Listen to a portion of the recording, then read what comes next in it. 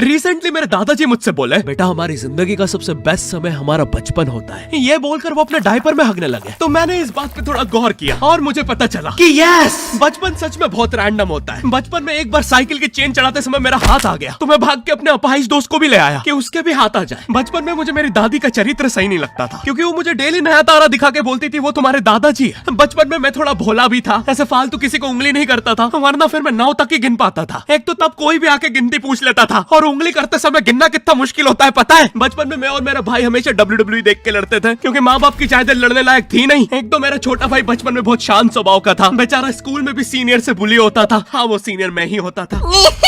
एक बार मुझसे बोलता, भैया डॉक्टर बनना मेरा सपना है। तो मैंने उसे नीट की बुक्स ला दी, तो अब वो उसका पूरा सपना बन गया। अब वो डॉक्टर गेम में भी बीमारी बनता है, और बवासीर पीछे होती है। चिंटू बुक्स नहीं पढ़ रहा है तू? एक बार बेचारा बिस्तर पे गिर के रोने लग गया, तो सब बोलने लग गए कुछ नहीं हुआ, चींटी मर गई, चींटी मर गई। मैं यहाँ सोच रहा हूँ फिर अभी तक हम चींटियों वाले बिस्तर पे क्यों सो रहे थे? हाँ, घर में सबकी पीठ पे ददोड़े हो रखे हैं। हाँ, ये नहीं गिरता तो हमें तो पता ही नहीं चलता बिस्तर पे चींटियां हैं। हम तो सोए जा रहे हैं चींटियों वाले बिस्तर पे। और स्कूल में जब भी ये छोटे भाई पैंट में हक देते हैं, तो बड़े भाई को क्यों बुलाया जाता है? पता है कितनी घनघोर बेइज्जती होती है पूरी क्लास के सामने, और बुलाते भी इतने सस्पेंस है, वो देख के बड़े भाई का हगना निकल जाता है। ऐसे 2 छोटे बच्चे स्लो मोशन में भाग के आ रहे हैं। हाँ, वो उनकी नॉर्मल स्पीड है। मैं देखता हूँ मेरे भाई को क्राइम सीन से 2 पियून पकड़ के ले जा रहे हैं। उसे ब्राउन रंगे हाथों पकड़ लिया गया। मेरे भाई ने मुझसे जाते जाते कहा, मुझे फंसाया जा रहा है।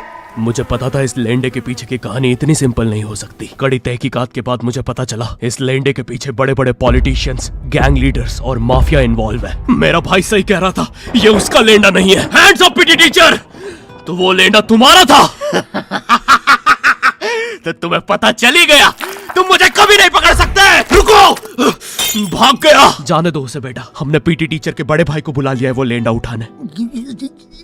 लेंडा आपकी नजदीकी सिनेमा घरों में पड़ा होगा तो देख के पैर रखना। ये चैनल पे जितने भी अजीब और गरीब चीजें तुम देखते हो, ये मैं और मेरे भाई की लाइफ में हमेशा होती रहती है, और इसलिए हमने ये चैनल नॉट योर टाइप बनाया था। मेरे भाई ने कहा तू बोल और मैं एनिमेशन करता हूँ, और लो बन गया नॉट योर टाइप। आपके अरे अभी भी लेंडा लगा हुआ है। बचपन में बोले जाता था कि तुम जितने दांत तकिए के नीचे रखोगे तुम्हें उतने ही रुपये मिलेंगे। तो मैंने दादी की 32 रख दी, तो मुझे 32 रुपए मिले। वो 32 7,000 की थी। जो पिटा हूं ना मैं घर पे, साली स्कैमर दांतों वाली परी, चांदी का दांत ले जाके 1 रुपया देती है। दांतों से याद है, बचपन में सब सूखा बॉर्नविटा खाते हैं क्योंकि दांत दूध के होते हैं। ठीक है, ये वाला जोक हटा दूंगा। बचपन में मुझे चुड़ैलों से बहुत डर लगता था। एक बार मुझे चुड़ैल के पैर के निशान दिखे तो मैं उल्टा भागा, पर फिर मैं चुड़ैल के ही घर में आ गया। हाँ, मैं पट्टी में भूल गया था उसके पैर उल्टे होते हैं, तो फिर मैंने सोचा इसका पीछे से सर फोड़ देता हूँ। सर फोड़ने गया तो वो उसका मुंह निकला। फिर से भूल गया कि साली चुड़ैलों के बाल भी मुंह पे होते हैं। आदमी को पता चले तो चले कैसे। जब मैं छोटा था नींद में बिस्तर भी बहुत गीला करता था। मेरी मम्मी हमेशा गुस्सा करती थी कि सोने से पहले सुसु किया कर। अब उन्हें कैसे बताऊं, फिर गीले बिस्तर में मुझे नींद नहीं आती। बचपन में मुझे गुस्सा भी बहुत आता था, तो मेरी मम्मी ने मुझे एक रेड स्टोन की अंगूठी पहना दी, और सरप्राइजिंगली उससे मेरा गुस्सा इतनी जल्दी उतरने लग गया, क्योंकि अब मैं जब अंगूठी पहन के लोगों को पीटता था तो गुस्सा इतनी जल्दी शांत होता था। वैसे ये अंगूठी मुझे एक बाबा जी के आश्रम से मिली थी। जब मैं वो आश्रम में गया था, वहाँ एक बहुत ही हॉट सी बंदी मुझे देख के बार बार स्माइल करे जा रही थी, तो मैंने भी मौके पे चौका मारा और जल्दी से अपना नंबर पेपर पे लिख के उसकी तरफ फेंक दिया। वो बंदी ने भी बड़े प्यार से मेरा नंबर उठाया और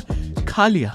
अरे भाई, उसको भूत लगे, वो तब से सबको स्माइल दे रही है। हम भी सुबह से नंबर फेंक रहे हैं, अभी तक 2 किलो पेपर खा गई है। हाँ, अब तुम्हें भी ऐसे रैंडम भूतों या स्ट्रेंजर्स पास नंबर ना फेंकना पड़े प्यार के लिए, इसलिए आओ हैपन पे चले। यहाँ तुम्हें मिलते हैं तुम्हारे कॉमन इंटरेस्ट के लोग।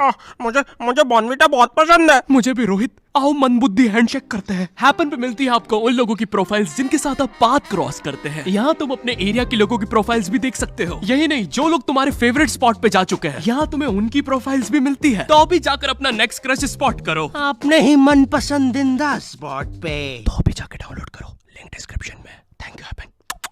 बचपन में मेरी मम्मी हमेशा बोलती रहती थी कि बाहर जाके खेलो। अब बाहर मेरे मोहल्ले के बच्चे भाई वो ऐसे अजीब अजीब से गेम्स खेलते थे। कहीं ड्रैगन फ्लाई में रस्सी बांध के उसको पेट बना लिया है, कहीं नंगे भाग रहे टायर के पीछे लकड़ी मारते मारते। मेरी मम्मी को उन पे दया आ रही है कि बेचारे गरीब बच्चे किसी भी चीज से खेल लेते हैं, फिर हमारी कार पलट जाती है। हाँ, वो टायर हमारी कार का था। और मुझे एक बात बताओ, चक्के से खेलने पे वो गरीब कैसे कंसिडर हो रहे हैं? क्या पता उनने कार खरीद के चक्का निकाला हो, क्या पता लैम्बोर्गिनी के चक्के से खेल रहे हो। नहीं, तुम्हें कैसे पता चल रहा है वो गरीब है या अमीर? और एक चक्के से इतनी सारी एक्टिविटी करेंगे ये लोग। कभी चक्के में रस्सी बांध के झूला बना दिया, कभी झूले से फिका के खुद को लूला बना दिया, कभी लूले पे झूला बांधकर हुला हू बना दिया। ये इतने हरामी बच्चे थे, इनके साथ कोई भी घर नहीं खेलता था, क्योंकि घर ये जुए में लगा के हार जाते हैं। ये वो बच्चे जिन्हें तुम रिमोट कंट्रोल कार भी दोगे तो उसकी मोटर निकाल के पंखा बनाएंगे। एक बार इन्होंने रिमोट कंट्रोल रिमोट बनाया था। तुम अगर इस रिमोट पे बटन दबाओगे तो इस रिमोट पे बटन दबेगी, बस। ये लोग मकर संक्रांति के दिन पतंग भी लूटते थे दुकानों से। पतंग से याद है मैं बचपन में अपने दोस्त जनक के साथ बहुत पतंग उड़ाता था। जनक गुजराती था और गुजराती लोग तो बहुत बड़े पतंगबाज होते हैं। वो लोग गला काटने के बाद भी काहे पोचे चिल्लाते हैं। जनक मेरे घर पे इतना बड़ा गिर्रा लेके आता था पतंग उड़ाने। उस पर पता नहीं कितने 1000 किलोमीटर का मांझा लपटा होता था। हम दोनों का सपना था उस गिर्रे की पूरी ढील देना। एक बार तो गिर्रा खाली होने ही वाला था पर वो पतंग तो घूम के हमारे पीछे से आ गई। हमने हमारी ही पतंग काट दी। तो इस बार हमने सोचा पतंग पूरी परपेंडिकुलर उड़ाएंगे, स्ट्रेट। हमने 2 घंटे ढील दी। वो मांझे में वेव सिग्नल आने लग गए प्राचीन भाषा में। हमें लगा हमने एलियंस ढूंढ लिया, बट फिर धीरे से वो सिग्नल क्लियर हुआ। हमें पता चला हमने कोई नासा का 100 मिलियन का टेलीस्कोप काट दिया।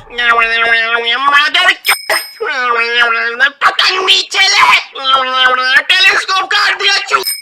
नासा का टेलीस्कोप जैसे ही नीचे गिरा बच्चों से पहले विसरो ने लूट लिया। बहुत वियर्ड था, इतने सारे बुड्ढे छत कूद के भाग रहे थे। एक तो जनक के मांझे में इतनी सारी गठाने होती थी, वो मांझा इतना भारी हो जाता था। हम चौथे माले से पतंग उड़ा रहे, वो दूसरे माले पे उड़ रही है। बचपन में बोला जाता है किसी भी स्ट्रेंजर से बात नहीं करते, तो फिर मैं इशारे करता था। तो फिर दादी मेरे चरित्र पे सवाल उठाती थी। दादी से याद है पुराने जमाने में एंटरटेनमेंट के लिए कुछ होता नहीं था, तो लोग 7-7, 8-8 बच्चे पैदा कर लेते थे ताकि उन्हें जायदाद पे लड़ता देख मजे ले सके। मेरे पापा के 5 भाई और 4 बहनें हैं, टोटल 9 बच्चे। मेरी दादी ने जिंदगी के 9 साल बस बच्चे दिए। दादी ने 9 साल तक पेट में इतनी लातें खाई है, उनके अंदर से एब्स आ गए थे। मेरी दादी लिटरली अंदर से टूट चुकी थी। उनका इतनी बार ऑपरेशन हो रखा है, उनको डॉक्टर ने टाकों की जगह चेन लगा दी थी। भाई आज के जमाने में तो इतने बच्चे कोई पैदा नहीं करता, उल्टा अबॉर्शन करवा लेते हैं। और यस मैं अबॉर्शन बोलूंगा क्योंकि मुझे जेल नहीं जाना। एक तो इंडिया में भी अबॉर्शन करवाना लीगल है, लेकिन बच्चे का जेंडर जानना इलीगल है। मतलब तुम मार तो सकते हो, लेकिन किसे मार रहे हो ये पता नहीं कर सकते। तो देखो अब रिस्क कितना बढ़ गया है। क्या पता अंदर शेर बैठा हो या कोई बड़ा गैंगस्टर, क्योंकि तुम्हें तो पता नहीं है तुम किसकी सुपारी दे रहे हो। क्या पता वो अंदर बंदे लेके बैठा हो। बचपन में सबके मम्मी पापा डराते हैं मस्ती मत करो वरना बोर्डिंग स्कूल भेज देंगे। और मुझे बोर्डिंग स्कूल से इसलिए डर नहीं लगता था कि मैं वहां जाके अपनी फैमिली से दूर हो जाऊंगा। मुझे बोर्डिंग स्कूल से इसलिए डर लगता था क्योंकि वहां पे वो बड़े दांतों वाला ईशान अवस्थी होता है। मैंने पहली बार जब तारे जमीन का ट्रेलर देखा था तो उसमें वो पागल बच्चे ने आतंक मचा रखा था। फिर मैंने मूवी का नाम पढ़ा तारे जमीन पे। मुझे लगा बिछाए होंगे इस पागल को पकड़ने के लिए, शॉक वॉक देना होगा तारों से। इसके तो दांत भी इतने बड़े हैं, सारी तारे काट देता होगा। मुझे ट्रेलर देख के लगा कोई एक्शन मूवी है, आमिर खान जोकर बना हुआ है। मुझे लगा यही तारों का जाल बना के पकड़ेगा पागल को। हाँ ट्रेलर देख के तुम्हें क्या ही समझ में आएगा। एक शॉट में आमिर खान बोल रहा है आपके बच्चे को डिसलेक्सिया है, फिर अगले ही शॉट में जोकर बन के बड़ा मछलियां उड़ती क्यों नहीं। फिर मुझे लगा ये शायद अपने माँ बाप को बोल रहा था। और दया तो मुझे उस लंगड़े बच्चे पे आती है जिसके बगल में ईशान अवस्थी को बिठा दिया था। वो बेचारा उठ के भाग भी नहीं सकता। और मैंने तो सुना था बोर्डिंग स्कूल में बस नॉटी बच्चे जाते हैं, तो फिर इस बेचारे गाय से बच्चे को क्यों यहाँ भेज के रखा है। कहीं ऐसा तो नहीं इसके पहले पैर थे और ये बहुत मस्ती करता था तो माँ बाप ने पैर तोड़ के इधर भेज दिया। बस भाई मेरा हो गया है आज का। अगर तुम्हें वीडियो पसंद आई तो यार लाइक मारो। एम करते हैं 7 लाख लाइक्स के लिए। पिछले वीडियो में नहीं आए थे इसलिए अब मैं औकात में आ गया हूँ, इसलिए अभी लाइक मारो। चैनल पे नए हो तो सब्सक्राइब करो। मुझे मुंह दिखाई के लिए 10 मिलियन सब्सक्राइबर्स चाहिए। और हैपन को भी डाउनलोड करना मत भूलना, लिंक डिस्क्रिप्शन में। अब मैं भी जा रहा हूँ, बाय।